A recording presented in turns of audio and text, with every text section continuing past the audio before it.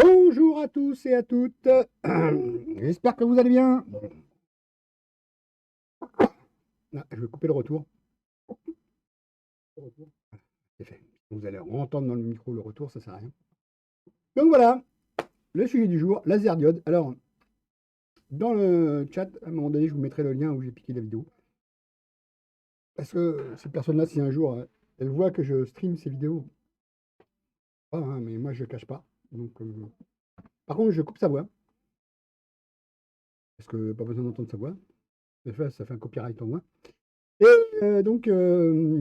voilà, voilà. On va parler de diode laser. Comment marche un laser, à quoi sert un laser en gros. Attention, précaution. Alors, laser, c'est un acronyme qui veut dire que c'est une lumière cohérente amplifiée, en gros. On voit la définition facilement hein, sur Wikipédia. Laser. Donc voilà, c'est le but du jeu. Pas en forme, un peu fatigué, mais ne vous inquiétez pas, on va y arriver. La vidéo dure pas très longtemps, mais on enchaînera avec une autre vidéo de la même personne. Je ne sais pas si vous avez vu, vous êtes fidèle, j'espère. Il y a encore des modifications dans l'overlay, hein. Il y a des petites choses qui bougent. Tous les jours, il y a un petit truc qui bouge. Bon, bah, après, une fois dans la semaine passée, bah, vous verrez normalement, mais comment on veut dire. Il n'y a pas de soleil en ce moment, c'est déprimant, c'est très déprimant. Pour le moral, c'est pas très génial. Ce matin, j'ai encore dû gratter le pare-brise pour partir. Pas extraordinaire non plus. À 5h25, quand je me suis réveillé la première fois, je dis quoi? Je regarde à travers la fenêtre et en face chez moi, il y a c'est de la rue, il y a des voitures et pas de gel. À 6h20, je me suis réveillé définitivement. Je devais partir pour 7h10, en gros. Et je me suis réveillé, j'ai regardé à travers la vitre et j'ai vu ces mêmes voitures avec leurs pare-brise gelés. Donc en 1 heure, il a eu le temps de descendre un peu d'humidité et puis qu'elles se gèlent sur les pare-brises parce qu'ils étaient froids. Donc j'ai dû gratter encore un coup. Apparemment, la météo de cette nuit va être plus clémente et il n'aura pas besoin de gratter. Vu qu'il n'y a pas eu de soleil parce qu'il y a eu du nuage toute la journée, la chaleur est restée captif, captive, captive sous les nuages. Ça a fait effet de serre. Ça m'arrange parce que j'ai pas envie de chauffer en ce moment. Le bois, je ne peux plus le stocker. J'ai mis autre chose. J'ai mis du bois, mais pas la même qualité de bois, hein. C'est des planches que j'ai récupérées vite fait.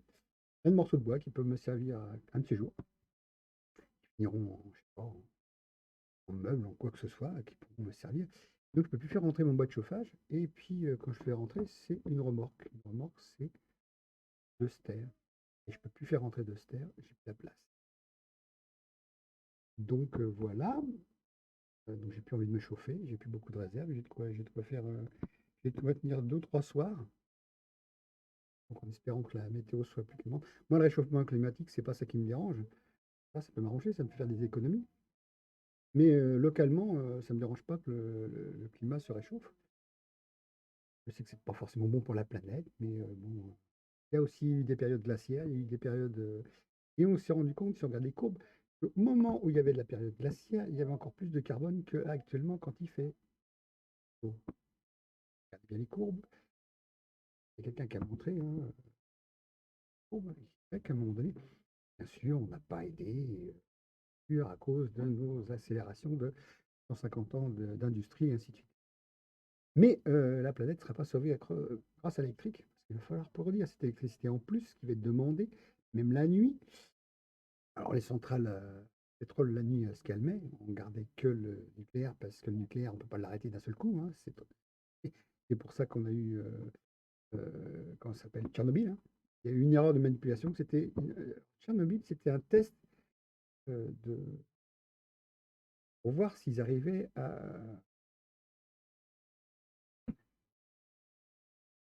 Excusez-moi, il y a un truc qui s'est glissé, sur ma lèvre, parce que 30 secondes avant le stream, j'étais en train de faire schronk, j'en ai des chips, il y en a qui sont partis dans... Allez. Euh, C'était un essai de ralentissement et ça s'est transformé en mauvais essai. Et ça a fait qu'on a eu l'accident nucléaire de Tchernobyl. simplement, alors qu'ils étaient en train de faire un essai, de voir. Ils ont replongé trop rapidement les barres d'uranium, ce qui fait que ça a fait l'incident. Voilà, tout simplement. Donc, si on se renseigne bien, c'est normalement pas prévu que ça fonctionne comme ça. Et ça s'est transformé en catastrophe. Moi, c'est différent, c'est suite à.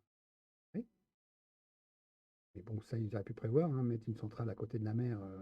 Il y a des vagues qui envahissent à un moment donné, on peut toujours prévoir, hein, sachant qu'ils sont sur des failles sismiques au Japon. Un peu bête, ils n'ont pas prévu, mais ils auraient pu prévoir. Or, Tchernobyl, ils ne pouvaient pas prévoir, c'était juste un essai. Donc, on va arrêter avec la radioactivité. L'électricité, je m'en sers beaucoup parce que toute la journée, je suis sur un écran. Hein, on ne cache pas, j'ai consomme d'électricité. Même aidé par l'État pour consommer l'électricité parce que je suis pauvre. Chaque énergie nettement réduit. De 240 euros, il est passé à 176 euros. Ça me fait un peu yesh, on va dire. Que je consomme pas tant que ça. Hein. Payer 80 euros d'électricité par mois sur 10 mois de l'année, 800 euros, alors qu'il y a des gens qui consomment 2000 à 3000 euros par an avec leur radiateur. Donc j'ai un chauffage relativement économique et je ne chauffe que quand j'ai vraiment besoin, que c'est un poêle à bois. Donc je ne pollue que au moment où je me sers de mon poêle à bois. Et non pas H24 à te maintenir une température de 20 degrés, 19 degrés, 20 degrés dans ma maison, avec une chaudière qui crache son fioul, qui crache son gaz, qui crache son pellet, parce que le pellet c'est du poêle à bois, mais bon, quand même voilà, c'est du H24. Et il y a besoin d'électricité. Moi, une panne d'électrique, c'est pas le problème. Je peux me passer de mon ordinateur, mais je peux très bien me chauffer. L'eau chaude, je pourrais toujours la faire sur mon poêle. Je me ferai chauffer sur mon poêle. Donc j'ai toujours le moyen de. Voilà, l'électricité, c'est pas grave, j'ai pas de volet.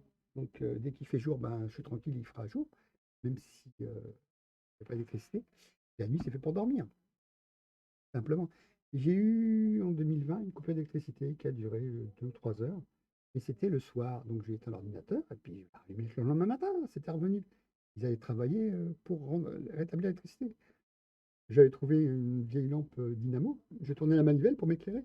Mais la lumière de la nuit était quand même suffisamment puissante pour que je puisse me déplacer comme un chat dans ma maison.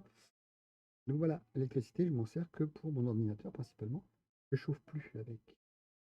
Je chauffe mon eau, mais bon, un chauffe-eau doit pouvoir tenir 3 ou 4 jours sans problème. D'ailleurs, il m'est arrivé, hein, quand il a fait l'installation du relais qui déclenche au moment où, soi-disant, on paye moins cher la nuit, il avait oublié de l'enclencher, l'électricien. Enfin, surtout de faire le pont entre le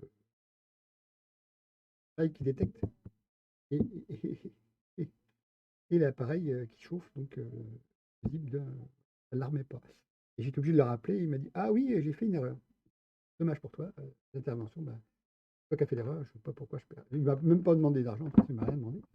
Donc les aléas de l'électricien qui a oublié de faire un petit pont avec un fil de cuivre entre les deux pour que ça déclenche la minuterie. Il fait de 22h36 à 6h36 du matin, pendu, que je paye moins cher le courant, soit environ 1 centime du kilowattheure. 1 centime du kilowatt. Et c'est rien. C'est un peu de moi, mais bon, il n'y a rien qui tourne. Il y a une pendule, tiens, il y a une pendule. Et ma box, un disque dur, le réfrigérateur qui fait H24, mais bon, il est relativement économique malgré qu'il ait 18 ans. Il était aux classe A. En A+, il est en A. 18 ans. À cette époque-là, c'était bien. Déjà être bien. Et le chauffe-eau, donc, qui tourne la nuit, c'est tout ce qu'il y a. La VMC qui est en perpétuel. Ouais. Et je voulais faire une économie pendant un an, j'ai coupé ma VMC. On m'a dit: «Ouais, c'est pas bien, tu vas avoir trop d'humidité. Pas couper la VMC, ça sert à rien, ça consomme 20 watts par heure.»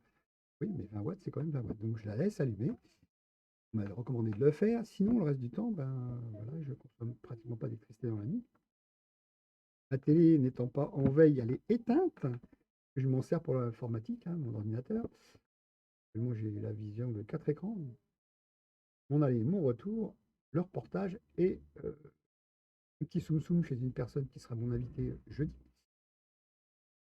Et donc non, Princesse Pyrotès, vous marquerez dans le chat. Et donc, tiens, alors ouais, en plus, oui, a banni, oh là, pendant 3600 secondes, motif, blacklist, d'accord. Oh, chouette. Ah, il a été banni, la l'air. Message supprimé. Qu'est-ce qu'il raconte? Ah bah oui, c'est un machin qui veut dire viens acheter des follow chez moi. Donc il a été banni, c'est très bien. Mon bot a fait son boulot. J'ai un modérateur théoriquement, mais il vient pas souvent. Et puis il stream aussi de temps en temps, mais donc là, il stream pas en ce moment. Et il n'est pas venu, mais c'est pas grave. Le bot a fait son boulot, c'est très bien. Il a supprimé un opportun.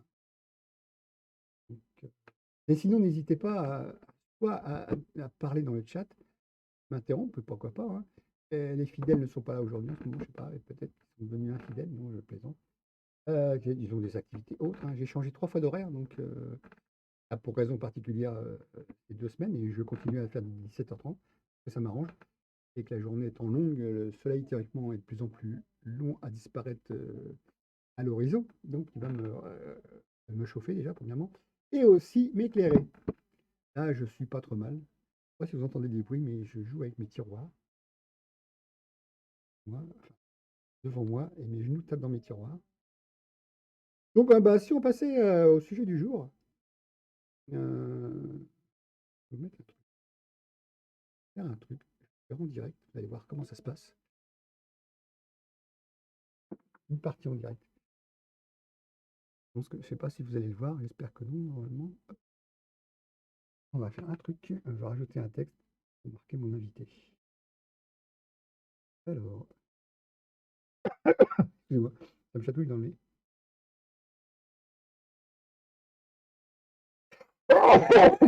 Excusez-moi, un vieux truc qui traîne. Alors, on va changer la police. On va mettre du 60. Ok. Alors, invité. Une femme, donc on va mettre un et. Vous allez voir, non pas apparaître tout de suite. Invité. Live de jeudi. Oui, ça serait bien si je le mettais. 22 avril, donc après-demain. Et alors, 2 points. Alors, je vais le marquer son nom comme la twitcheuse. Hop là, hop là. Vous voyez pas tout de suite, vous allez voir, ça va arriver après. Je vais le mettre en bas. Ah oui, bah là, c'est lamentable ce qu'il vient de faire. Écrit blanc sur du bleu. Vert, ça va pas le faire. Non, c'est pas ça. C'est une couleur. On va sélectionner une couleur, on va le faire en bleu, mais en foncé. Youpi, voilà, c'est fait. Donc voilà, pour rappel, je vous allez voir. Hop là. Pardon. C'est actuellement un stream, hein, si vous voulez l'avoir. C'est son nom de streameuse, Princesse Pyrotès en un seul morceau. Donc voilà, on va peut-être démarrer le sujet, parce qu'il est très court, donc j'ai un peu meublé avant. Vous n'entendrez pas le son de la personne. Je ne sais pas si vous entendez le son derrière. Là. Alors, il explique que les lasers, il y en a un peu partout, et le plus célèbre, alors, on va faire une explication, c'est que ce n'est pas un sabre laser, c'est un sabre lumière. Erreur de traduction, comme son nom. Son vrai nom, c'est Darth Vader, et non pas Dark Vador. En français. Donc, c'est un sabre lumière, sachant qu'un laser ne peut pas être contenu. On sait d'où il démarre, on ne sait pas où il va arriver. Donc, arrêtez le mythe, c'est un sabre lumière. Et essayez de croiser 2 sabres laser l'un contre l'autre. S'il n'y a pas une enveloppe physique autour, vous allez obtenir rien du tout. Je sais, ça casse le mythe, c'est pas gentil, mais ça casse le mythe. Mais c'est comme ça que ça se passe. Essayez de croiser 2 lumières, vous voyez, des lasers célèbres, il y en a plein, c'est ceux qu'on voit que l'on voit dans les concerts qui se croisent et ainsi de suite. Vous allez voir, il ne faut pas faire zing, zing, non, ils vont se croiser, ils ne vont pas se couper, ils ne vont pas s'interrompre, ils vont juste se croiser. C'est la fiction. La science-fiction, ça n'existera jamais. Quand vous voyez un sabre laser, il y a une enveloppe.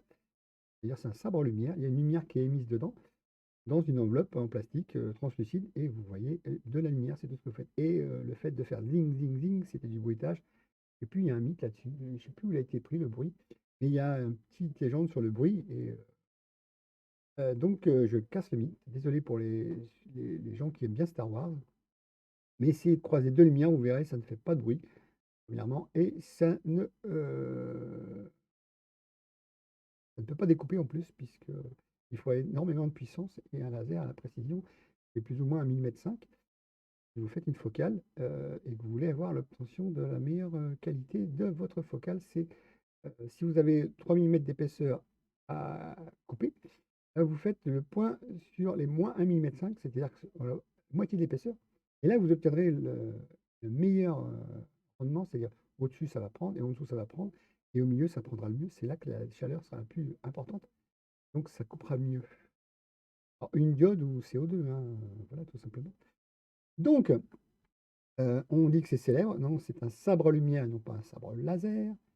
Et on va remettre son nom à sa place, Darth Vader. Voilà, prononcé, mais c'est pas Dark Vador. Alors, on va continuer la vidéo. Il y a aussi les télémètres, les lasers télémètres. Vous voyez, actuellement, un laser qui est capable de... Alors, certains sont colorisés sur toute la longueur, mais d'autres ne sont pas forcément colorisés. Quand vous voyez la couleur d'un laser, c'est qu'il y a des poussières dans l'atmosphère, qui fait que ça révèle... Sinon, on voit que le point d'impact, le laser, et c'est au moment où il rencontre un obstacle que la couleur se révèle.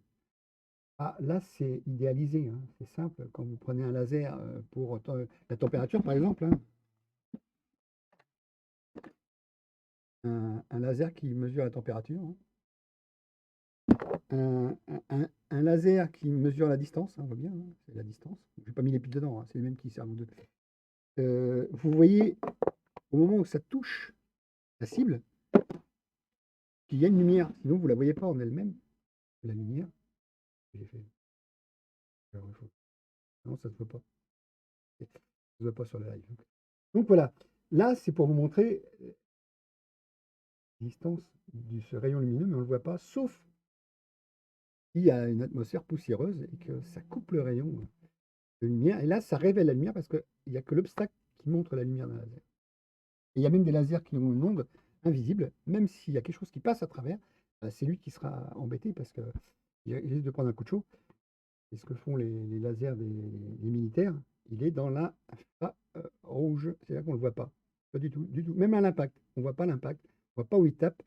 C'est juste qu'eux, ils savent où ils tapent, hein, mais nous, on ne voit pas où ils tapent, et ça, c'est très violent, et ça peut carrément enflammer. Alors, ça ne marche que si l'objet expose sa plus grande surface, c'est-à-dire sur un missile, c'est en travers, il faut le suivre très rapidement. Le missile se déplace vite, parce qu'on fait qu'une seule chose, c'est que la lumière fait de l'échauffement, tout simplement.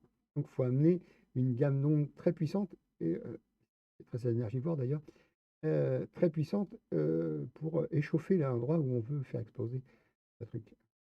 Et d'ailleurs, ils ne font pas vraiment forcément exploser. Quand on voit exploser, c'est pas vraiment comme on pense. On échauffe l'endroit là, et cet endroit-là, si c'est pas un endroit explosif, ça va le détériorer, ça va peut-être détériorer l'électronique, et l'appareil va tomber au sol.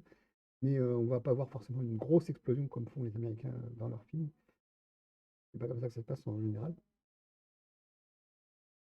Donc on ne peut pas faire sur une petite surface. On est obligé de le faire sur un objet qui est en mouvement sur la plus grande surface. Pouvoir le suivre en plus, quand même avec la distance, pour le suivre.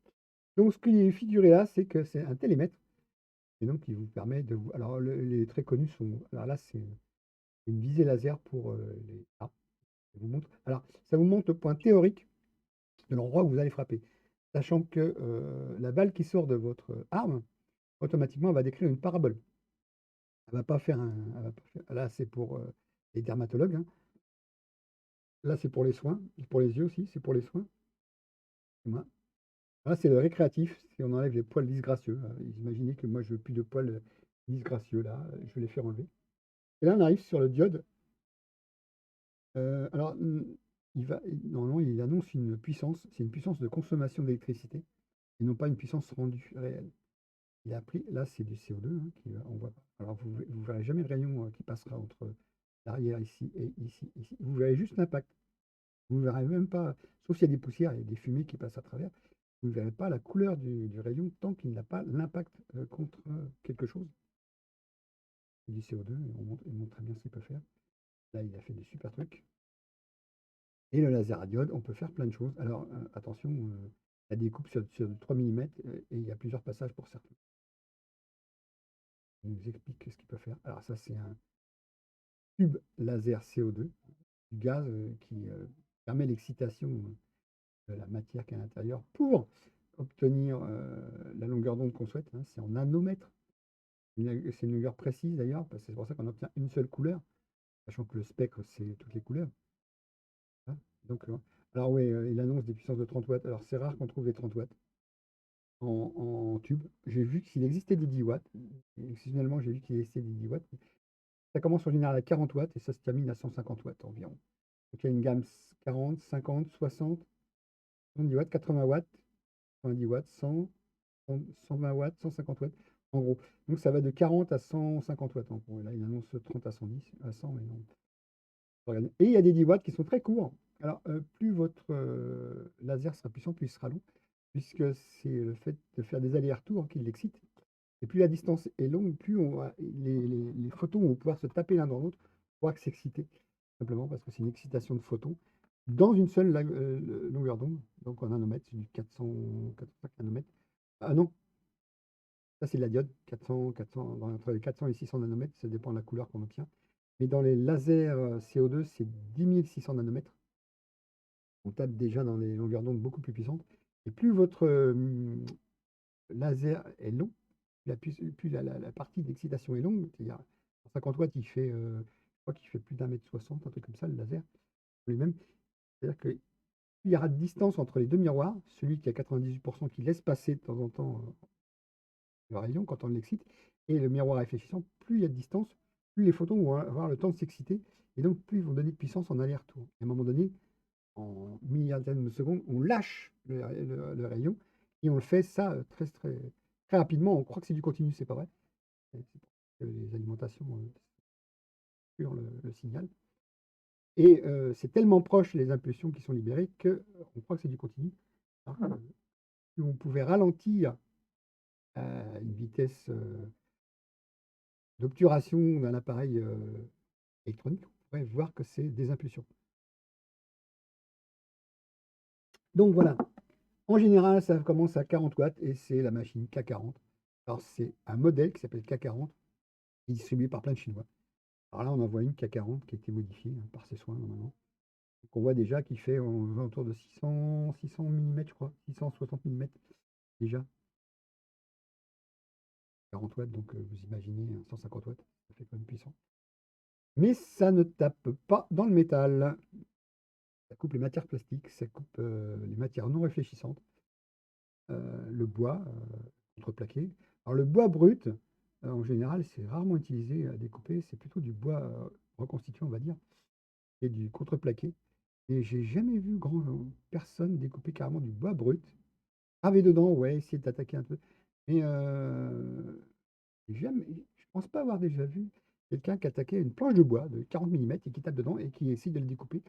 Alors là, avec du 40 watts, vous faites un certain nombre de passages, hein, parce que vous coupez 3 à 5 mm maximum. On peut essayer jusqu'à 10 mm, mais là, vous faites plusieurs passages, c'est sûr.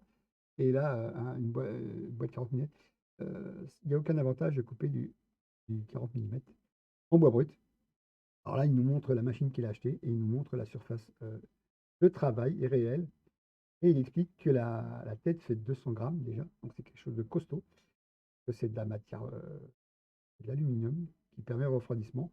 On voit la partie diode qui est là, le ventilateur qui lui sert à refroidir toute la partie donc électronique et mécanique.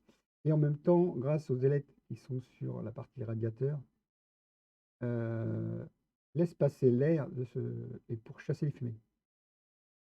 Donc voilà, c'est la double fonctionnalité du ventilateur.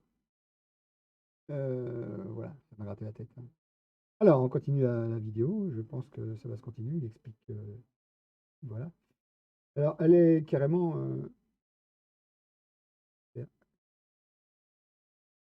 Alors, elle est pilotable en Wi-Fi, donc, hein, mais le Wi-Fi vaut mieux carrément passer par le câble USB, comme ça, il y a moins de risques. Et alors, il nous montre les modules. Il a pris le module ici, 30 watts. Donc, consommation 30 watts. Voilà. Consommation de 12 volts, 3 ampères, 30 watts. Mais sortie restituée, 7,5 watts. En puissance nominale consommée, 30 watts. Puissance réelle, 7,5 watts. Longueur d'onde, 450 nanomètres. précision 1 centième, donc c'est relativement précis dans les déplacements. Et la focale, c'est de 30 à 50 mm. Il y a le modèle 40 watts en consommation, 40 watts en consommation, et restitue 15 watts en optique. C'est-à-dire en consommant que 40 watts, donc 10 watts de plus, on arrive à doubler, on voit bien, on arrive à doubler la puissance optique. Attention, si vous ne maîtrisez pas, vous pouvez mettre le feu, hein. Éviter de. Alors, ne jamais lancer un travail sans surveiller. Oui, on voit bien, il marque la puissance réelle sortie 7,5 watts pour consommer, parce qu'il y a l'électronique et puis il y a le ventilateur, tout ça, ça consomme un peu d'électricité. Donc, voilà. Et donc, en mettant 10 watts de plus et en passant pratiquement jusqu'à 4 ampères, on arrive à sortir du 15 watts réel. Donc là, du 15 watts réel, 3 mm, vous faites une passe. Je pense que c'est faisable, une passe. Elle explique que, alors, les deux lasers qu'on voit qui sont en 30 et 40 watts ont un support particulier. Ils ne sont pas standards au point de vue largeur. Ils doivent être en 44 mm à la place de 33, je crois. Et donc quand vous commandez, vous dites que vous voulez le laser 30 watts ou 40 watts, formation, et ben vous aurez ce support-là. On voit bien, voilà. Donc, et on voit bien que normalement, les autres, la diode est au milieu du corps, tandis que là, elle est déportée, parce que c'est tellement puissant en consommation électrique qu'ils ont fait le radiateur très très grand. On voit bien le radiateur, voilà, la partie radiateur. Et on voit que les ailettes sont espacées ici. Et comme le ventilateur souffle du dessus vers le dessous, l'air va passer ici et va être plus ou moins guidé, on va dire, pour souffler les fumées, tout simplement. Parce qu'il ne faut pas que la fumée atteigne la lentille, sinon ça va la dégrader et ça va être de moins en moins puissant. Euh, Simplement. Donc là, il va déballer, hein, il va déballer, monter. Alors, c'est du pré-mâché, on va dire. Ne vous inquiétez pas, c'est du pré-mâché. Euh, Donc, oui, il y a 2 éléments avec 4 vis et puis vous avez un ou 2 branchements à faire. Donc, c'est vraiment du pré-mâché en usine. Et pourtant, le prix n'est pas très élevé. C'est une machine aux alentours de moins de 300 euros. Avec le laser 30 watts, je ne suis pas sûr, mais on atteint les. Voilà. Première translation, le Y et la partie X qui va se déplacer, ou le laser, et donc le moteur. Et donc, tout simplement, il y a 2 axes, et le troisième axe qui est le Z, donc c'est automatiquement le laser qui le fait, et c'est lui qui va usiner. Donc, il a acheté ce laser-là. Donc, il doit être en 44 mm, je crois. Et on voit bien la particularité, ils ont fait une queue d'aronde pour pouvoir le mettre dans le support qui est là.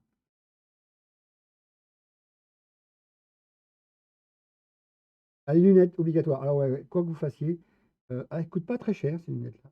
Faut en avoir. Après, il faut vous renseigner sur la couleur de votre laser et donc celle qui absorbe le mieux cette couleur-là pour pas que ça tape dans votre œil. Et si vous avez plusieurs personnes chez vous, équipez chaque personne de ces lunettes-là parce que le rayon peut réfléchir et taper dans les yeux et c'est très dangereux, simplement. Même un 0,05 watts, parce qu'il y a 500 milliwatts, donc ça fait 0,5 watts, et que c'est quand même dangereux.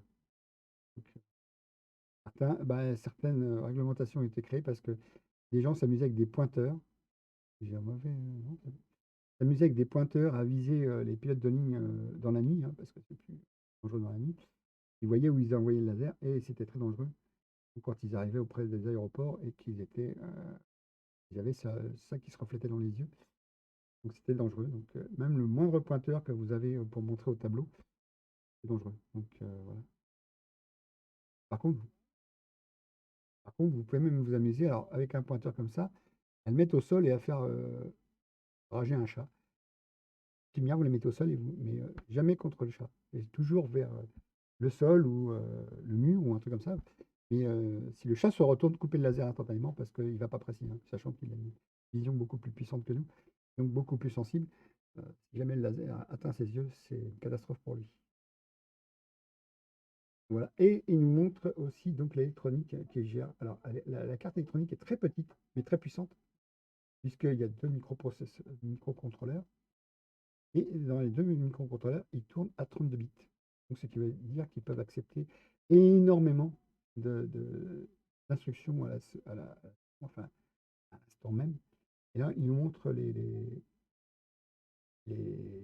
logiciels compatibles. Alors, Lightburn, si vous le recevez gratuitement, c'est une copie, c'est illégal. La licence coûte entre 40 et 80 $. Donc, si on vous l'envoie, c'est une chinoiserie, il n'y a pas de limité. Si vous êtes réglo, même si vous voulez la machine vous a coûté quand même 250 $ ou euros, n'hésitez pas à acheter une vraie licence. C'est très puissant comme logiciel. J'ai vu, ça tourne sur des machines, ça peut même gérer une caméra. Ça tourne sur des machines qui peuvent gérer une caméra. Donc, c'est pas plus mal. Vous pouvez acheter la licence. Vous voyez, réglo. Parce que c'est un logiciel, les gens se cassent le. Alors, Laser GBL, vous pouvez l'utiliser aussi, c'est très bien, c'est en libre service. Enfin, c'est libre service, oui. Alors, il nous montre les vitesses possibles grâce au fait que la carte est en 32 bits. Soit 250 mm/seconde, 25 cm. 25 cm par seconde. Vous voyez ce que ça peut faire en déplacement. Vous déplacez votre main d'un seul coup en une seconde sur 25 cm. Imaginez un peu la réactivité et le poids de 200 grammes qui est au bout, qui se fait envoyer à cette vitesse-là. Alors, vous ne graverez jamais à cette vitesse-là. C'est que du théorique, hein. Que du théorique, vous ne graverez jamais à cette vitesse-là. Puisque si vous voulez que l'impact se fasse bien, il faut minimum le temps que le laser s'allume et s'éteigne, s'éteigne, il suffit quand vous faites du pointillé. Il y a beaucoup de capteurs de fin de course. Voilà, c'est marqué. Enfin, c'est très bien étudié. On voit la courroie est protégée vraiment dans le profilé. Donc, elle est faite pour. Ils ont mis une roulette qui permet de faire ça. Les butons de fin de course, les fins de course, tout ce qu'il faut pour obtenir une machine. Ah, je vous dis un prix rapidement, mais alors vous avez Orture et Neige. Le principe est le même. La carte électronique n'est pas la même, je crois, mais sinon le principe est le même, c'est toujours ce genre de choses. Et la Orture, c'est sympa, c'est que Neige ne le fait pas. C'est qu'ils ont réussi à faire, bah, ils ont fait un cadre, carrément, plutôt que de ce principe type grue, on va dire, hein, déplacement transversal et longitudinal, juste un axe comme ça. Ils ont fait carrément beaucoup plus grand, qui peut atteindre 400 par 400, je crois, 450 par 400, avec la même carte électronique, parce que c'est toujours du 32 bits. Là, ils viennent d'allumer, et elle va se mettre en position 0.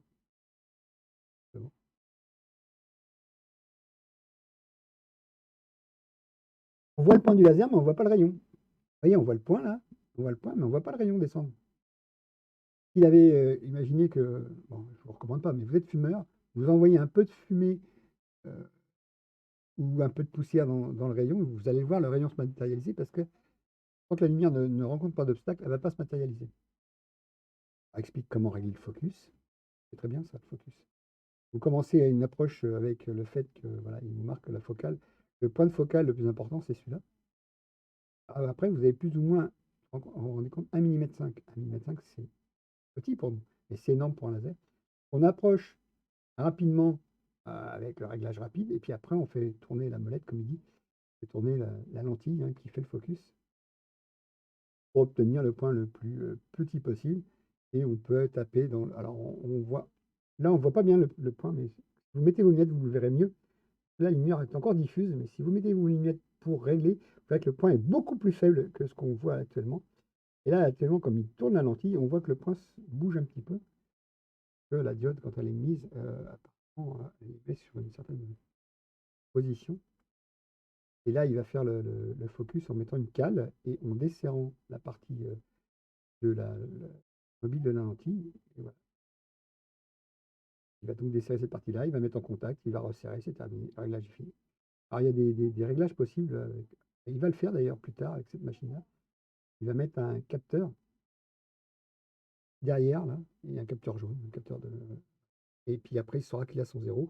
Et à chaque fois qu'il va usiner, il saura qu'il faudra qu'il rajoute la partie, parce que j'ai déjà vu la vidéo, je l'ai déjà montré, la partie support et la partie de la matière en plus. Donc le support c'était 12 mm, la matière 3. Donc il a rajouté plus 15 et il s'est retrouvé à la bonne focale par rapport à son capteur qu'il a fait et il est tranquille. Et il utilisait Lightburn pour faire ça. D'ailleurs, j'ai à montrer la vidéo qui correspondait à ça. Ça, c'est la première de la série. Et je vous ai déjà montré la troisième ou la deuxième.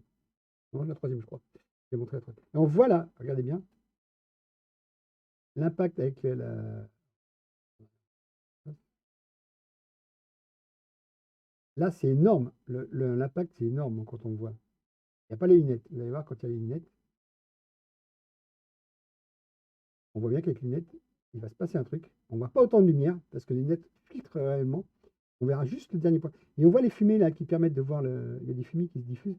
Et on voit le rayon juste à l'endroit où la fumée se balade. Et voilà. Et là, c'est là que c'est efficace, c'est que le filtre, on ne voit plus tout l'éclat, on voit juste le point d'impact. Donc il est encore dangereux parce qu'on voit quand même le point d'impact, mais nettement moins qu'avant, parce qu'avant, il faisait une lumière diffuse tout autour, et ça aussi, ça fait qu'elle peut rebondir, cette lumière-là, pour X raison, et rebondir dans votre œil, c'est pas bon. Moi j'ai des lunettes, mais ça ne filtrera pas, hein. C'est pas des lunettes avec un filtre UV s'auto, mais il n'a pas le temps de réagir, hein. C'est pas comme un masque de soudure.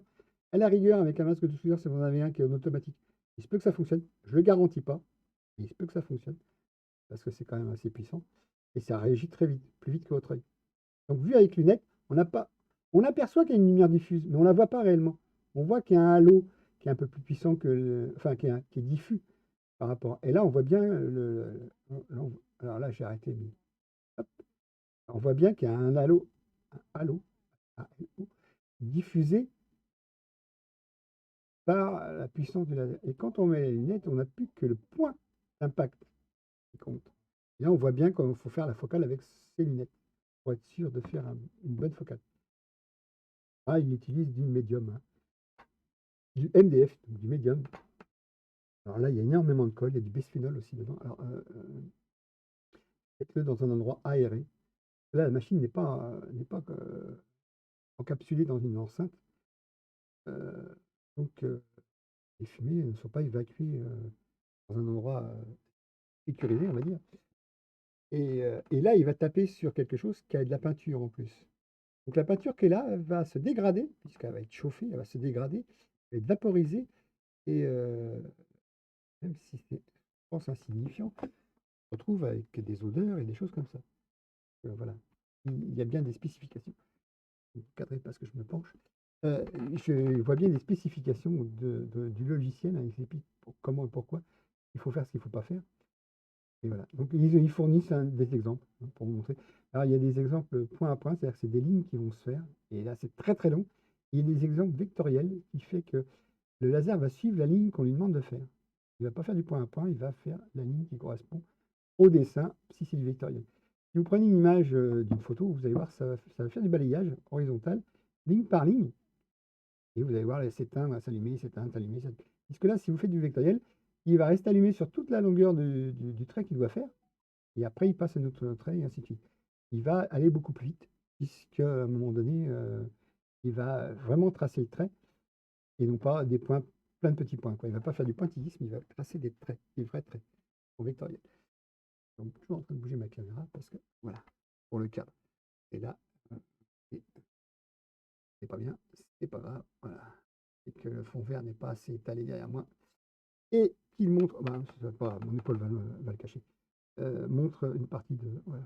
C'est pas le plus important, c'est ce que je raconte qui est important. Pas que mon faciès, pas narcissique forcément. Et là, il va déterminer le mot bicolore pour son crayon bicolore, et il va déterminer la grandeur la plus importante, qui est celle de la largeur. Et on va voir qu'il va mettre à 3 mm cette largeur. Et donc, comme c'est proportionnel, les 3 mm d'ici vont s'allonger. Voilà, les 9,45, on va passer à un autre truc. On va mettre 3, et vous allez voir que le chiffre ici va changer automatiquement, puisque c'est proportionnel. Regarde les proportions. Et il a. Alors, au moment où il va lancer le OK, là, automatiquement, il va se passer une chose.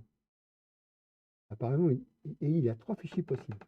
Et là, il va le faire en point à point, mais c'est l'extérieur qui a été pris, et non pas tout noirci. Quand il va lancer le test, le laser va venir se positionner et il va dessiner un rectangle, là c'est rectangulaire, qui correspond à l'endroit où il va graver. Donc, soit vous demandez au logiciel, il n'a pas fait le logiciel, il a fait la main. Soit vous demandez au logiciel de vous mettre au bon endroit, Soit vous mettez à la main vous-même l'endroit où il va graver. On va voir, hein, il va se positionner.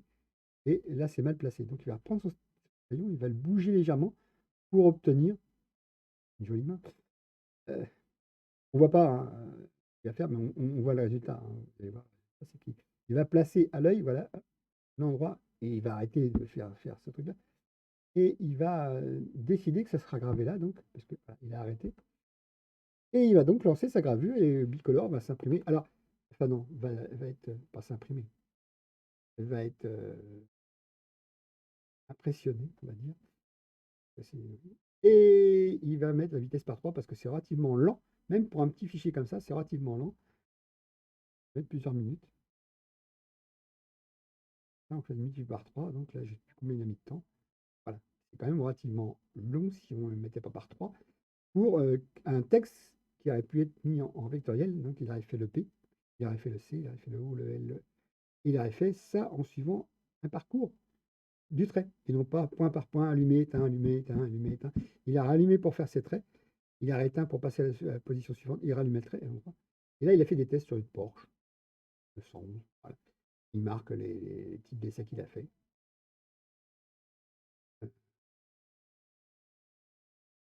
En mètres secondes, il a mis du 1 mètre seconde et du 2 mètres secondes. Il y a un essai sur un papier. Et la puissance, oui, demande. Alors, même si vous avez un 15 watts, ne demandez jamais 100% du 15 watts, parce que vous allez dégrader votre diode et mal vieillir. Alors, en plus, oui, c'est vrai, c'est 15 watts en crête, c'est pas 15 watts, 15 watts en crête. Et quand vous demandez la crête, c'est-à-dire la puissance maximum, vous allez le fatiguer. Vous allez fatiguer la diode. Voilà. C'est pour ça que là, c'est 55%, 8 mm secondes. Et il a demandé à l'iBurning de faire, ça, le logiciel. 55% de 7 watts et demi qu'il utilise. Et comme les lasers CO2, ne demandez jamais plus de 60%, 70% de la puissance nominale. Sinon, vous allez avoir un petit problème. Vous allez faire vieillir rapidement votre laser. Il est donné pour 10 000 heures. Il ne fera pas 10 000 heures si vous étiez toujours à fond. Voilà comment ça donne d'une découpe papier. Alors ouais, c'est du papier, ça va être beau, c'est très bien, c'est bien dessiné, bien propre. Et ça a été utilisé en vectoriel, puisqu'il a fait des découpes. Autant faire des découpes en vectoriel. Si c'était point par point, ça a été très très très très long. Il va graver du liège, ouais, il va expliquer qu'il fait des dessous de verre. Il va vous dire que ça coûte 2,50 € la rondelle, mais il y a des gens qui en vendent 4 gravés et c'est 15 balles. C'est par sur eBay.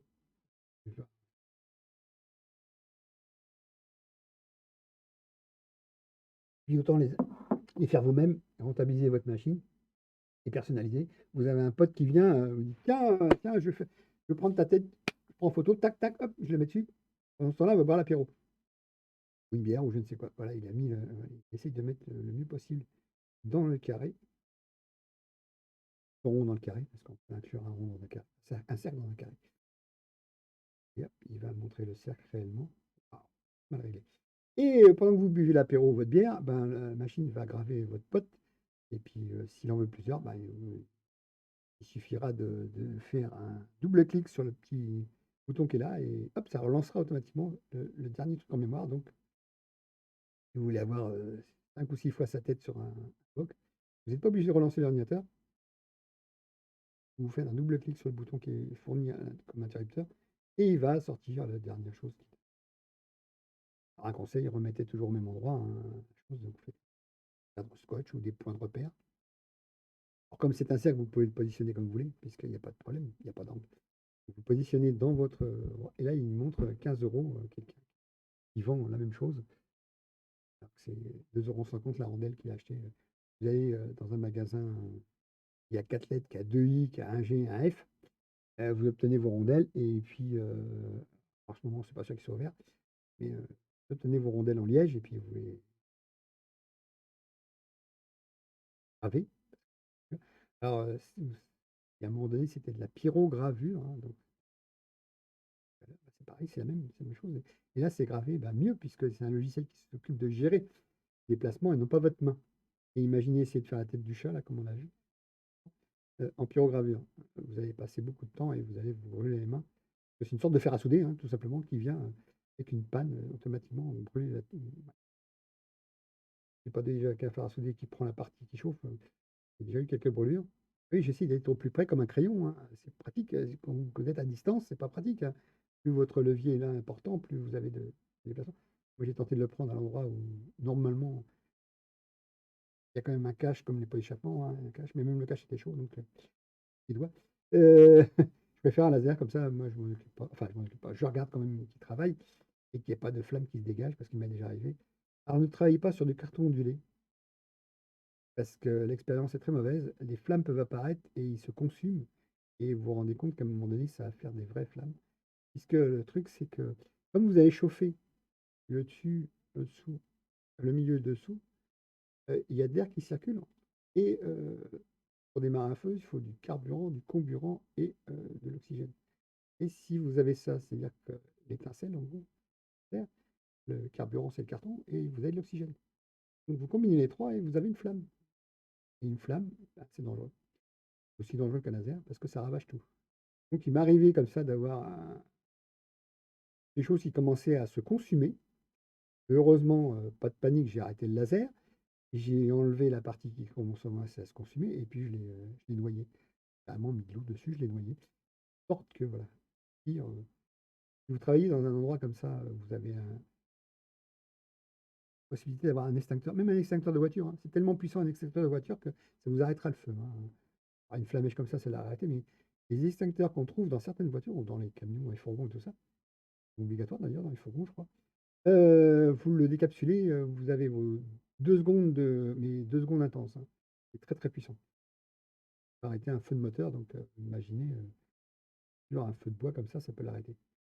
Donc ne jouez pas avec ce genre de choses, n'abandonnez pas, ne jamais abandonner une machine qui travaille. Toujours rester à portée de portée et d'avoir le bouton d'arrêt d'urgence le plus rapidement possible. Même si vous avez une petite CNC qui tourne, vous entendez du bruit, puis d'un coup, vous entendez tac et là, oh, il y a un truc qui est passé. Il y a soit vous avez tapé, comment ça la bride, soit vous avez tapé la bride, soit vous avez, dans le programme, le G-code qui a pas été bien interprété et qu'il y a une pénétration trop importante dans la fraise. Heu, des fois, la fraise se met à rentrer carrément dans la matière, elle continue de tourner et en général à haute vitesse et là, elle échauffe la matière et elle commence la flamme aussi. Fais attention, quand on se sert d'un outil, tel que le laser, la CNC, même une imprimante 3D pour prendre feu, hein, il arrive que l'électronique peut se fatiguer, tout ça, et prendre feu pour X raisons. Ne laissez jamais une machine tourner sans surveillance. Vous pouvez mettre une webcam, vous pouvez mettre quelque chose, c'est ce que font certains, avec Octoprint. Ils mettent une webcam et on peut surveiller, mais regardez votre écran, faites toujours attention à ce que la machine soit dans les meilleures conditions pour travailler et qu'il n'y ait pas de départ de feu ou de soucis quelconques, parce que l'outil se bloque, parce que ceci, parce que cela. Le G-code, des fois, on ne le vérifie pas. On dit: «Oh, c'est bon, ça passe» et on se rend compte qu'à un moment donné, ben, il y a une instruction qui est passée, qui est multipliée par 10 par exemple, plutôt que de descendre d'un millimètre, ça descend de 10 millimètres d'un seul coup et là, si ça s'échauffe, c'est le démarrage du feu. Matière combustible, c'est terminé, hein. Vous avez tout ce qu'il faut pour que ça se retrouve à faire des départs de feu et ainsi de suite. Donc toute machine qui travaille doit être sous surveillance et accessible très rapidement et dans une atmosphère, le la plus light possible, on va dire qu'il y ait pas de je sais pas, mettez pas des bombes de peinture trop près de là, on voit des bombes de laque et de peinture, hein. Ne mettez pas ce genre de choses à côté d'un laser, un truc comme ça. Si jamais ça va l'échauffer et transpercer, ça fait boum et ça part. Alors là, il montre comment faire sur un carreau de faïence, quelque chose. Il y a 2 couches de peinture.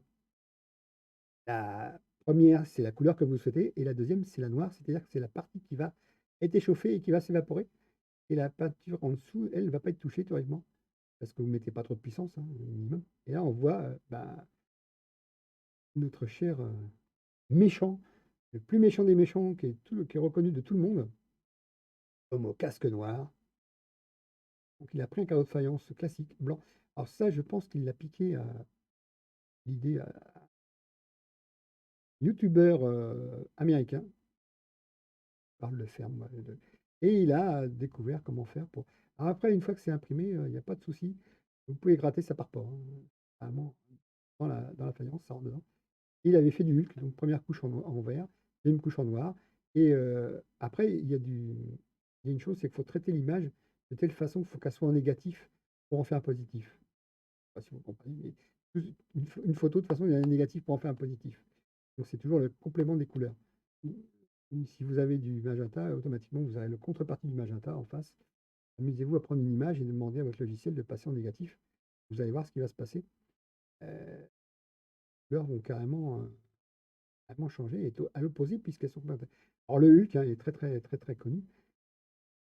Et donc tout ce qui est vert, c'est que la partie noire a été enlevée grâce au laser. Donc c'est pour ça qu'il faut faire un négatif pour en faire un positif. Sinon vous obtenez une image, vous avez un positif, vous obtenez un négatif. Si vous avez un négatif, vous obtenez un positif. Voilà. Donc il faut traiter votre image avant, tout simplement. Et donc si vous voulez vous amuser à faire des carreaux de faïence, alors c'est du 10 sur 10, je crois. Non. Oh, ça a l'air même plus grand. Ça a l'air même plus grand. Je crois que c'est du. Oui, ça peut être du 10 sur 10. 10 cm par 10 cm, c'est du classique, hein. Il y a le style métro. Moi, j'ai des 1 par 30, je crois, carreaux de faïence. Ça couvre mieux. Et c'est sympa. Alors, j'ai du écru, donc une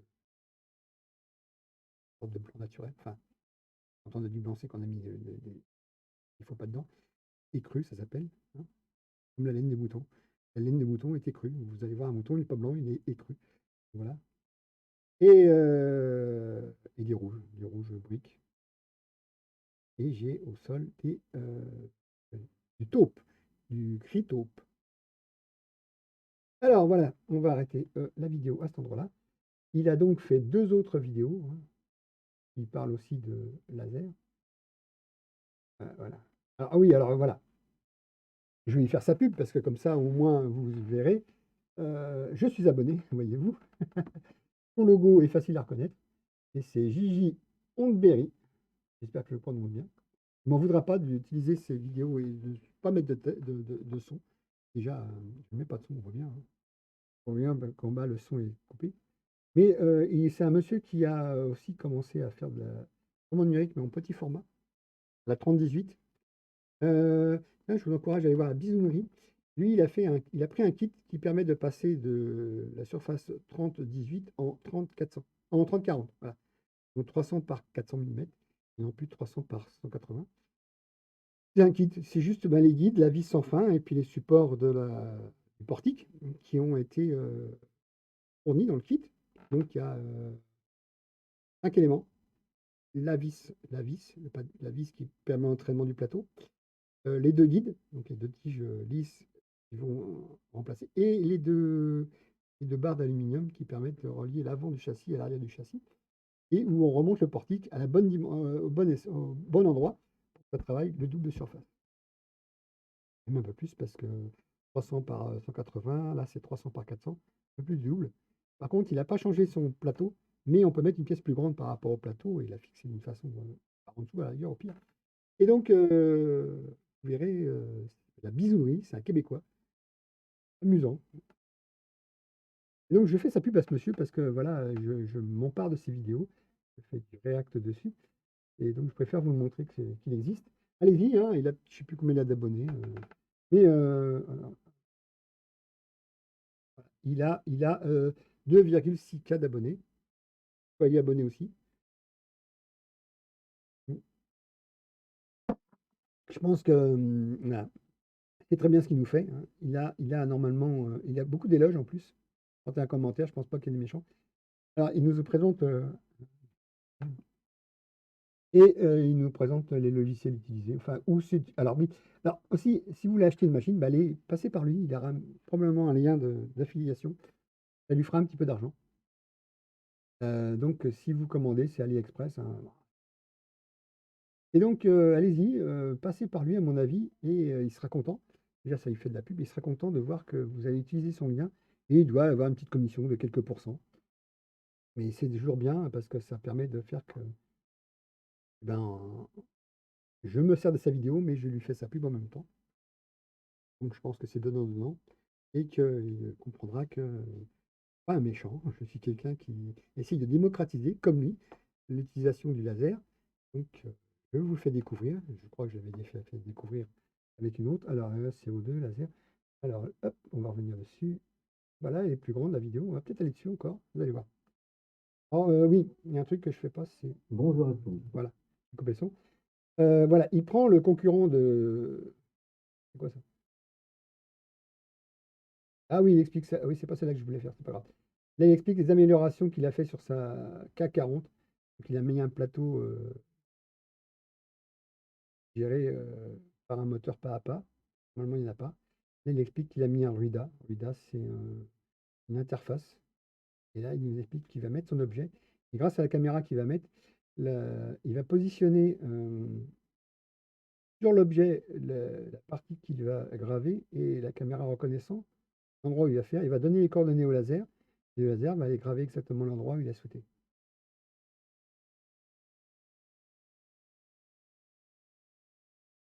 Ah ouais, il va nous présenter l'axe rotatif. Alors ça, c'est bien, c'est ce qu'on appelle le quatrième axe en général. Alors, il y a plusieurs types d'axes rotatifs.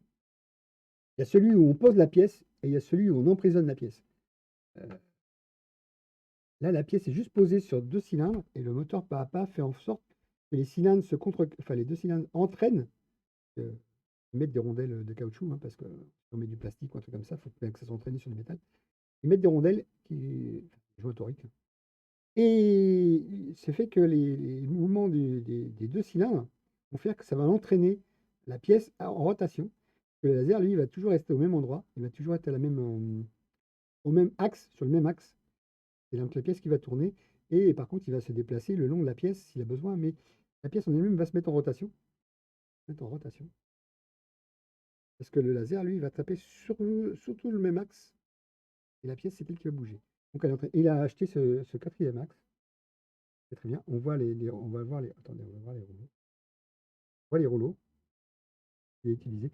Là, il a mis un rouleau de PQ, hein, et, et il débranche l'un des axes. Et cet axe-là, c'est celui qui permet de déplacement en Y. Et il va faire en sorte que les ordres qui sont pour ce moteur-là, théoriquement, vont être envoyés au moteur et à l'arrière de là. Ça va envoyer l'électronique. Et là, les rouleaux en eux-mêmes, en plus, il peut mettre quelque chose d'un très grand diamètre. Il y a des crans qui permettent d'augmenter le diamètre de la pièce qui est soutenue. Donc, il faut surélever le laser en lui-même. Donc, il a mis des parpaings, pour surélever. Et voilà. Donc, il a fait sa focale. Et on voit bien que le déplacement de la tête se fera juste. Là, ce qu'il a fait, c'est qu'il essaye de trouver la parallèle pour les deux rouleaux, pour être sûr d'être toujours dans le même axe, pour éviter de désaxer. Donc.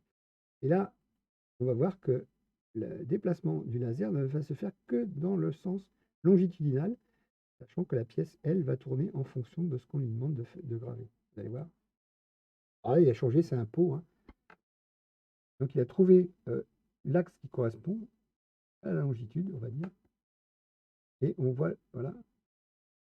Et là, on voit bien, le laser en lui-même ne bouge que dans un seul axe. Et c'est la pièce qui fait le deuxième axe pour que ça soit. Et là, il a montré la partie qui va être. Voilà. Et là, je vous encourage à mettre les lunettes parce que là, il n'y en a pas, hein. Je vous encourage à mettre les lunettes parce que c'est du verre, même s'il a peint dessus, c'est très réfléchissant. Là, on voit qu'il a changé de peau. Parce que le premier pot, c'était. En plus, il fait de la pub pour Paito. Et le premier pot, c'était la peinture blanche, donc c'était hyper réfléchissant. Et là, il a mis la peinture noire, donc c'est plus absorbant. Et il va avoir un meilleur rendu. Mais ça envoie des flashs quand même. Alors, ne jamais laisser un enfant trop proche, même un adulte trop proche. Si vous regardez, vous mettez vos lunettes. Impérativement, mettez vos lunettes. Et vous voulez sauver vos yeux, mettez vos lunettes. Voilà, voilà. Ouais, je fais de la pub pour des amis. Ah bah, ça, c'est mon YouTube. Si vous voulez voir la vidéo et que vous la voyez plus sur, vous irez sur mon YouTube. Donc, je fais de la pub pour des amis. Une éventuelle, d'ailleurs, ça sera une invitée bientôt. Probablement fin de mois prochain. C'est une invitée, une personne que j'ai découverte grâce à une autre personne. Fait un raid chez elle. Là, c'est la personne qui vient. Princesse Pyrotès, c'est la personne qui vient ce jeudi chez moi, en invité. Comme je l'ai invité, elle m'a dit OK, BAWM, elle m'a dit OK, je pense l'avoir le 6 mai. Mais Mia, je pense l'avoir soit le 20 ou le 27 mai, parce que j'ai une autre personne que j'ai donné les deux jours.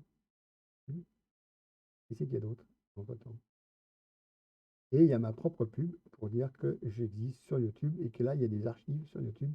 Et vous verrez avant ce genre de choses où on me voit, une machine gravée, c'est celle que j'ai actuellement, que je sais de faire évoluer, qui va vous montrer beaucoup de gravures que j'ai faites. Alors, il y en a qui durent 3, 4, 5 heures, il y en a qui durent que 30 secondes parce que j'ai fait un time-lapse, on va dire. Voilà, c'est ça, un time-lapse. J'ai réuni des photos qui étaient prises minute par minute, hein. La caméra, toutes les minutes, j'ai demandé de faire une photo et j'ai fait un time-lapse. Non pas un slow motion comme dit tout le temps, non, un time-lapse.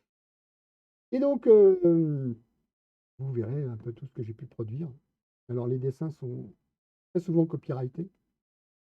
Et comme c'était des tests que je faisais, des essais, je ne les vends pas parce que de toute façon, ils sont sur une seule planche, voire plusieurs planches.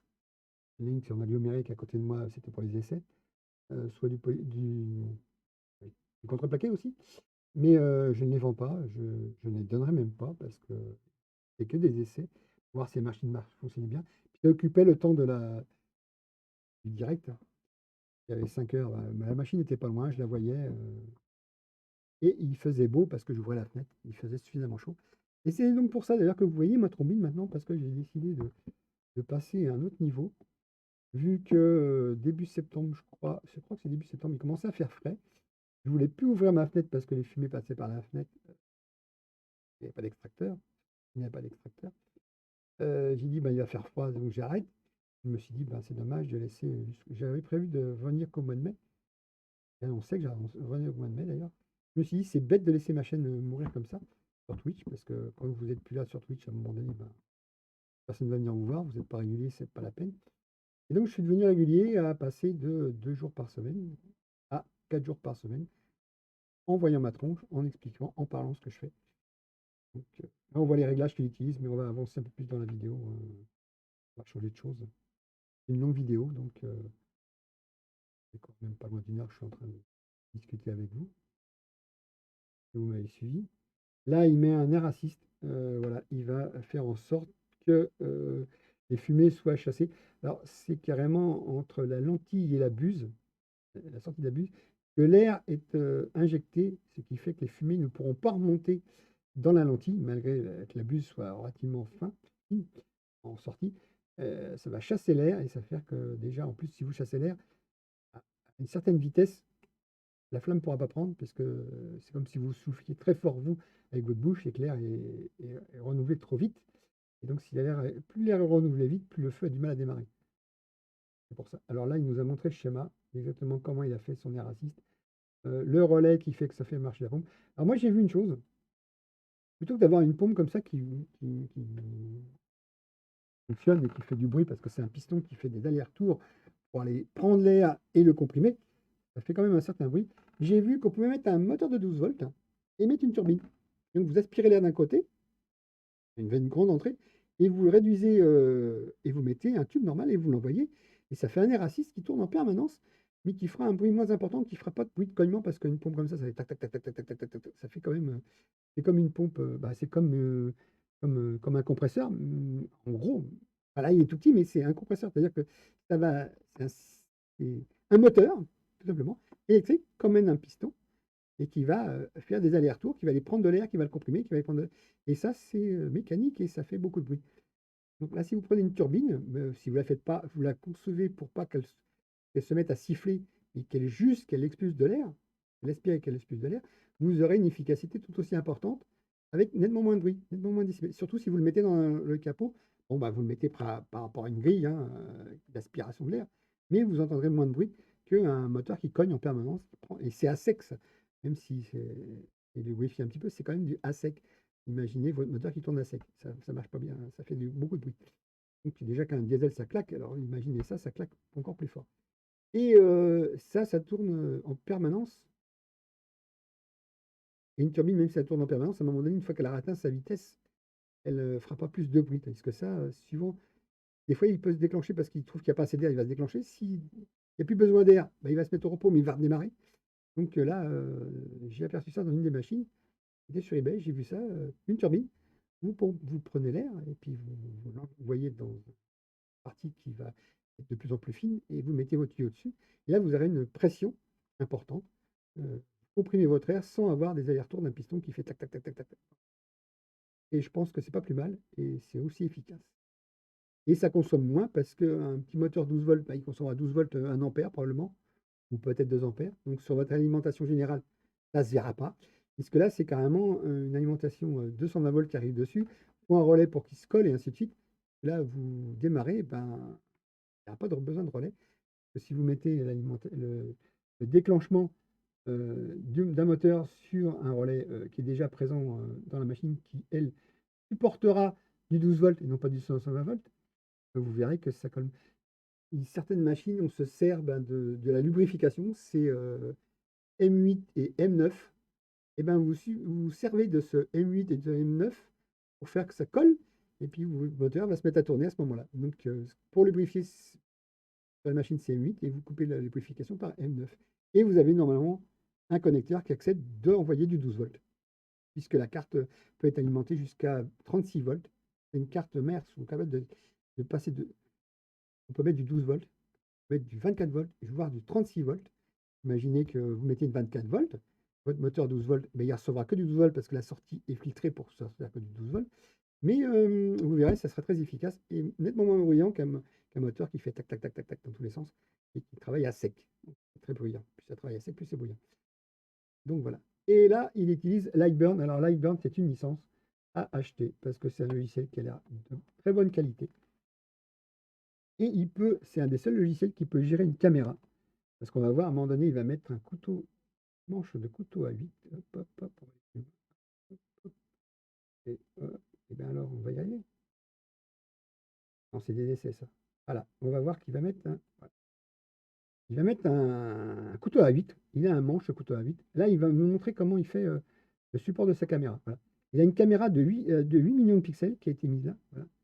Donc là, on voit la caméra, toute l'électronique est camouflée en dessous, l'USB, et c'est du 8 millions de pixels. Donc c'est une très bonne définition. On va voir qu'avec cette définition-là, il pose son couteau à huître et le dessin, dans le logiciel, grâce à la caméra, il va le positionner ici. Et la tête laser va se positionner exactement à l'endroit où il faut pour travailler parce que Lightburn, lui, va savoir où envoyer par rapport à l'image le dessin qui doit être fait. Et donc on voit bien, alors là, il avait fait un essai avec une autre caméra, hein, mais une moins bonne qualité. Et on voit bien, il l'avait placé en haut, on voit bien que la caméra vient visualiser. Là, il faut apparemment du recul pour sa caméra. Donc il avait mis en hauteur voilà. Certaines lasers, c'est carrément au milieu du capot. C'est comme si vous l'aviez un là, au milieu. Là, vous avez actuellement le manche. Il va positionner son dessin, qui doit aller sur le manche. Et il va dire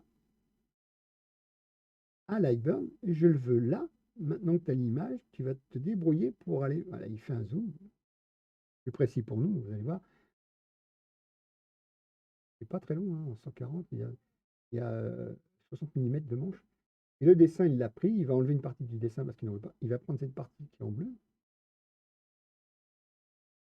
Il va la positionner au-dessus du manche, précisément. Et la machine va être capable d'aller graver à cet endroit-là, et réellement, physiquement, parce que Lightburn lui dit les coordonnées, c'est à partir de là. Voilà. Parce qu'il y a une grille, là, une grille, ouais, les coordonnées. Et comme le dessin part est superposé à la grille, le laser sait qu'il va aller à tel endroit pour commencer, faire son rectangle, regarder ce qu'il fait, et graver, tout simplement. C'est la grille qui est positionnée au-dessus de l'image qui va donner les coordonnées. Tout simplement. Là, il met les paramètres de puissance du laser maximum. Un 40 watts qu'il utilise, mais il met 15% de ces 40 watts. Et c'est largement suffisant pour faire de la gravure. Et on va voir que, comme le dessin est confondu dans la grille, les coordonnées vont être données par le logiciel. On voit l'endroit où il doit faire le positionnement de son rectangle, et après, il va les graver tout simplement. Donc, il défait son capot. On voit le câble qui est ici pour aller jusqu'à la caméra. Donc, il défait son support hein, pour il referme. Et sa caméra, on n'a pas vu, mais elle est, vous allez voir, elle est normalement ici. Et là, il envoie la gravure du dessin Donc on voit pas le manche, c'est déjà fait, on voit pas le manche, mais il sait que ça, il doit l'envoyer aux coordonnées qui ont été positionnées par rapport à la grille, et donc il va graver le manche exactement au bon endroit. Et on va voir ce qui va se passer. Il revient dessus, et on voit bien qu'il y a des coordonnées qui vont aller pratiquement jusqu'à 200 mm, qui commencent à 166 ou 7, et dans un sens et dans l'autre sens. Et voilà. Et la gravure est déclenchée, et tout va se faire très précisément à l'endroit voulu. Donc c'est un des seuls logiciels qui est capable de récupérer par caméra. Alors c'est pas la caméra qui fait le boulot, c'est la grille où on vient passer le dessin. Mais le fait que la caméra voit l'objet, on peut placer précisément la gravure qu'on veut faire sur l'objet, simplement, tout simplement. Elle n'a pas détaillé le logiciel ne sait pas que c'est un objet. Il sait qu'on lui demande de positionner à cet endroit-là la chose qu'on veut graver, peu importe le support. euh, Lui, il sait qu'il faut graver à cet endroit-là. Il a juste les coordonnées. Et après, le dessin, il le dessine par rapport aux coordonnées qu'on lui a données de départ, tout simplement. Mais le fait qu'il y ait la visualisation exacte dans le logiciel grâce à la caméra, c'est ça la particularité, c'est qu'il sait incorporer une image dans ce logiciel et qu'on puisse en déduire après, grâce à la grille qui est superposée à l'image, les coordonnées réelles de ce qu'on veut graver. Donc là, c'est une machine chinoise qui l'a modifié et là, il nous montre que le cadre qui a été livré à l'origine a été découpé d'une façon un petit peu spéciale, à la va-vite, à la serpe, on va dire. Lui, il va faire refaire son cadre et ainsi de suite. Donc voilà, on va arriver sur la fin de la direct. Alors là, il va détailler. Hein. Dans le début de la vidéo, il détaille pourquoi il a mis ça, comment il a mis ça et pourquoi c'est très efficace parce que on peut se passer carrément à l'ordinateur parce qu'on voit de le côté, on peut mettre une clé USB et on voit le dessin ici et on peut faire le travail. Là, il a mis un afficheur de puissance en milliampères. Donc en général, on évite de dépasser les 20 milliampères parce qu'à la rigueur, ça fait trop de puissance pour le laser. En 20 milliampères, c'est trop violent et ça peut prématurément l'user. Alors ça, c'est une consommation différente. Et le laser prend de la haute tension, mais il y a des milliampères délivrés. Alors, techniquement, je ne sais pas où c'est, mais on évite de dépasser 20 milliampères et de faire chauffer le tube pour rien, simplement. Sinon, on se retrouve avec le fait que ça l'abîme. Voilà, donc demain, c'est je gribouille. Tiens, ouais, demain, je vais gribouiller. Je vais me servir de ma tablette Gaomon. Voilà, tout simplement. Euh, Elle est là, elle est prête, la caméra est prête au-dessus. Une fois le live terminé, le direct terminé, eh ben, je préparerai le positionnement. Demain, je vais encore revenir vers 17h, 17h15. Je commence à 17h30. 15, j'allume tout ce qu'il faut allumer. À 25, je lance le fait que une petite 4 ou 5 minutes d'attente. Et à 30, je suis là, comme d'habitude, à 30, je suis là. Ça commence bien à 17h30. Hein. Le petit truc d'attente, c'est juste pour vous signifier que vous ayez une notification sur votre téléphone, sur votre ordinateur, sur tout ce que vous avez quand vous me suivez. D'ailleurs, on est à 45 followers. J'aimerais bien pouvoir atteindre les 50 avant la fin du mois, ça m'arrangerait. Après, il suffirait qu'il y ait plus de personnes aussi qui discutent dans le chat pour pouvoir être affilié. L'affiliation est très importante pour moi et pour vous, parce que vous aurez des émoticônes. Il va falloir que je dessine des émoticônes parce que je ne vais pas l'acheter, je n'ai pas le budget. Vous le retrouver ou faire des choses, voilà. Et je pense que ça va tourner autour du thème de ce que vous voyez en haut à gauche, à côté des followers et du sub goal. Non, du follow goal. Du follow goal, ouais. Vous voyez en haut à gauche. Ça va tourner sûrement sur ce thème-là. Peut-être je vais m'arranger pour trouver des émoticônes. Et vous pourrez faire des subs et aussi vous pourrez avoir donc des émotes, faire du sub, c'est-à-dire envoyer de l'argent. Pas obligatoire. Je préfère à la rigueur que vous alliez voir dans une description dans la chaîne où je demande à ce que des mécènes m'envoient du matos pour faire évoluer ma machine actuelle. Donc ce que vous voyez à l'écran, le RUIDA, là, c'est. Non, même pas. Je ne demande même pas le RUIDA, puisque je peux mettre un PC portable à côté. Donc je ne me demanderai même pas le RUIDA. Je gérerai tout au PC portable. et parce que j'ai déjà l'électronique et tout ce qu'il faut. Ouais, je ferais du GRBL ou un truc comme ça, j'ai pas besoin de ça. Donc, il me faut un tube, il me faut une alimentation pour le tube, il me faut bah, le compresseur, je vais m'arranger pour faire autrement. Que je viens de trouver la turbine, c'est ça de moi. Qu'est-ce qu'il y a d'autre aussi? Je sais plus. C'est sous la description de la chaîne, hein. Vous voyez, il y a une liste. Alors, si vous, il y a les liens pour trouver les trucs. Si vous décidez de m'envoyer, il n'y a aucune adresse nulle part. Je vous donnerai en privé mon adresse postale. Il n'apparaîtra pas mon nom, mais mon pseudo. Je vous donnerai mon pseudo, donc la 87 Man, plus l'adresse postale pour que vous puissiez m'envoyer le matériel si vous souhaitez me faire évoluer ma machine. J'espère pour septembre que bientôt, de Pôle emploi vont vouloir me remettre au travail. Leur job, c'est de remettre les autres au travail. Et j'aimerais bien, si possible, finir tout ça pour commencer à faire en indépendant, à la rigueur, auto-entrepreneur ou quelque chose comme ça, et vous faire des gravures, des choses comme ça, et faire des giveaways de temps en temps, et vous faire participer à un tirage au sort en face. Et bien sûr, les gens qui m'auront fait parvenir du matériel, la machine évolue, bah, seront récompensés déjà. Et il y aura un giveaway spécial pour ces gens-là aussi. Donc il y aura contrepartie en fonction de ce que vous avez envoyé comme matériel, et après, cadeau tiré au sort. Vous avez forcément une contrepartie, et vous pourrez aussi après obtenir un cadeau possible en tout. Il y a 6 objets à m'envoyer. Ça va parvenir, donc le plus cher c'est le tube, 177 €, quelque chose comme ça. Après c'est l'alimentation, après il y a des petites choses qui sont à 80 €, des trucs comme ça. Mais le plus important pour moi c'est le tube, l'alimentation. Donc je peux rien faire, je peux pas faire évoluer. Les autres accessoires, ben, apparemment le compresseur, ça fait du bruit, donc je pense le remplacer autrement. Et ça de moins. Ça doit être 30 et quelques balles un compresseur. Il y a le filtre du compresseur, bah oui, pour éviter qu'il y ait de l'eau qui parte, parce qu'un compresseur, bah, il comprime l'air, mais l'air, il y a de l'humidité dedans. Donc il envoie aussi de l'eau dans le circuit, donc c'est pas bon. Donc il faut absolument filtrer cette eau.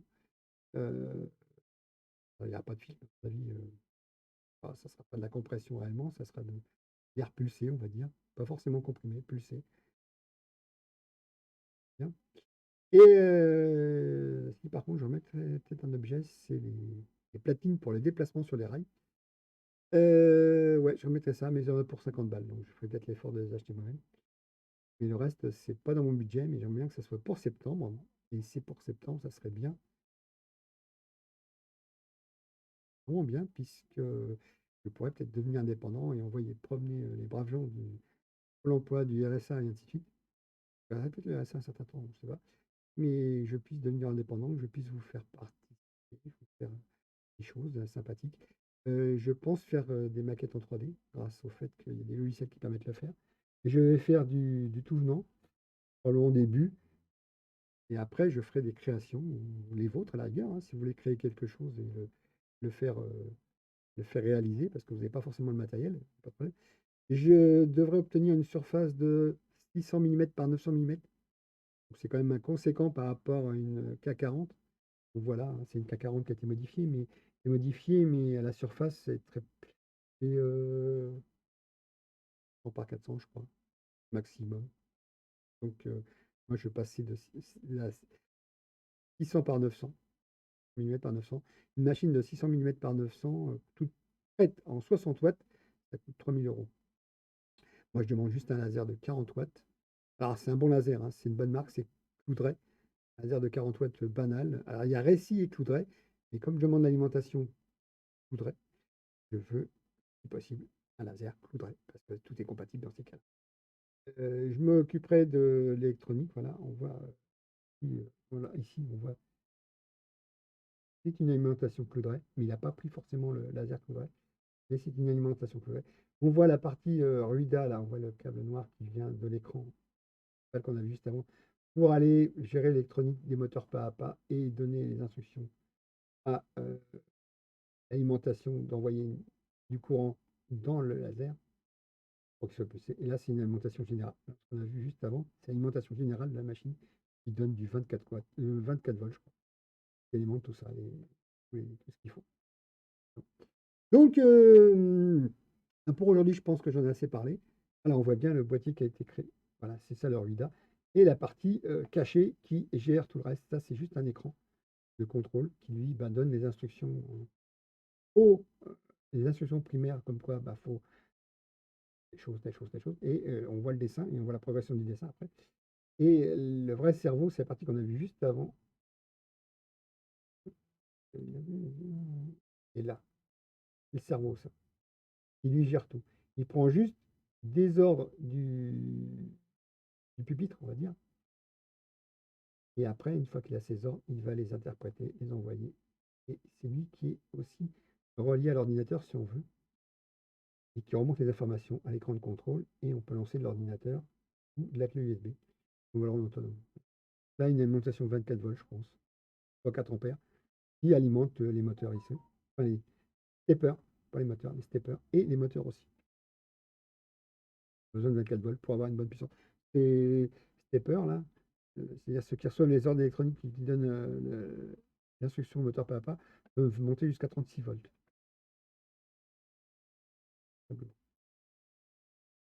Et donc là, et on voit sa propre interface qu'il a créée. On voit, ça a été gravé par ses soins. L'aspiration, l'aspirateur. Là, c'est l'eau, le refroidissement. Et là, c'est quand il veut faire un tir pour vérifier le fait que le laser soit bien centré.